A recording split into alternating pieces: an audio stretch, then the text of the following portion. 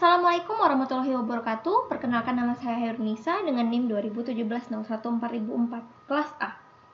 Nah, pada kali ini saya mengambil judul klasifikasi mahasiswa Prodi TI UMY penerima PPA menggunakan metode NetBase, tugas sistem kecerdasan bisnis.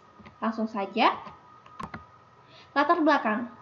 PPA merupakan singkatan dari peningkatan prestasi akademik. Beasiswa PPA ini merupakan sebuah beasiswa yang diberikan kepada mahasiswa strata D3, D4, atau S1 yang memiliki prestasi akademik yang baik.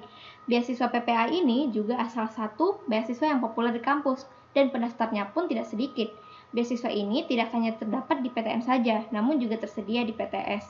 Untuk mendapatkan bantuan biaya, mahasiswa diharuskan memenuhi beberapa kriteria, yang mana dalam hal ini membutuhkan pengelompokan data mahasiswa yang diterima dan ditolak menerima bantuan biaya berdasarkan tingkat kelayakan yang sudah ditentukan.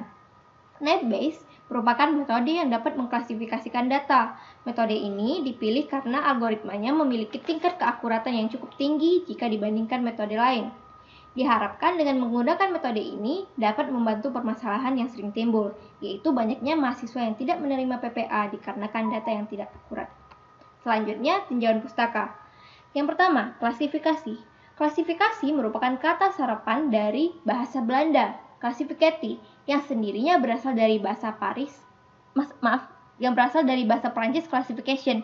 Istilah ini menunjukkan kepada sebuah metode yang menyusun data secara sistematis atau menurut beberapa aturan atau kaidah yang telah ditetapkan.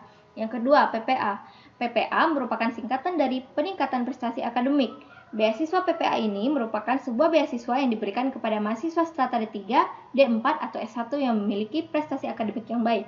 Yang ketiga, mahasiswa. Mahasiswa adalah sebutan bagi orang yang sedang menempuh pendidikan tinggi di sebuah perguruan tinggi yang terdiri dari sekolah tinggi, akademi, dan yang paling umum adalah universitas. Yang keempat, NetBase. NetBase merupakan salah satu metode yang pembelajaran mesin yang memanfaatkan perhitungan probabilitas dan statistik yang dikemukakan oleh ilmuwan Inggris Thomas Bayes, yaitu memprediksi probabilitas di masa depan berdasarkan pengalaman di masa sebelumnya. Selanjutnya, rumusan masalah.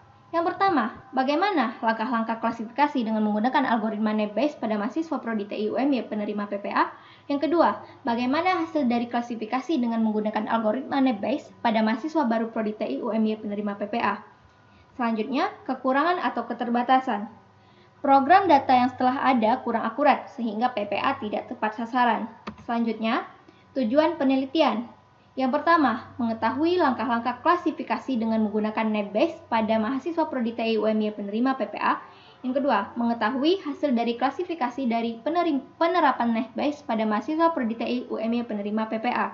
Selanjutnya, metode penelitian. Yang pertama, baca data training. Data training kelayakan mahasiswa TI UMY penerima PPA terdiri dari nama mahasiswa, IPK, jumlah tanggungan orang tua, penghasilan orang tua, status pekerjaan orang tua, dan status. Yang mana datanya terdiri dari 11 mahasiswa TI UMY pendaftar PPA. Yang kedua, hitung jumlah dan probabilitas. Yang pertama, hitung jumlah label. Kedua, hitung jumlah kasus per label. Yang ketiga, kalikan semua variabel label. Dan yang keempat, bandingkan hasil per label. Yang ketiga, mendapatkan hasil. Hasil yang akan diterima yaitu nilai rata-rata mahasiswa Prodi TI UMY yang diterima mendapatkan beasiswa dan nilai rata-rata mahasiswa Prodi TI UMY yang ditolak mendapatkan beasiswa. Selanjutnya, hitung jumlah dan probabilitas.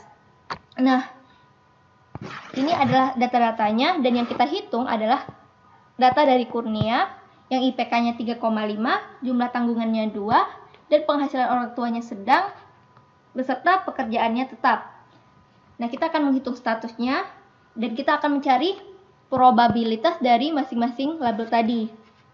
Setelah dicari, setelah ditemukan, kalikan semua yang ditolak dan kalikan semua yang diterima. Setelah mendapatkan hasilnya, maka bandingkan nilai yang paling besar.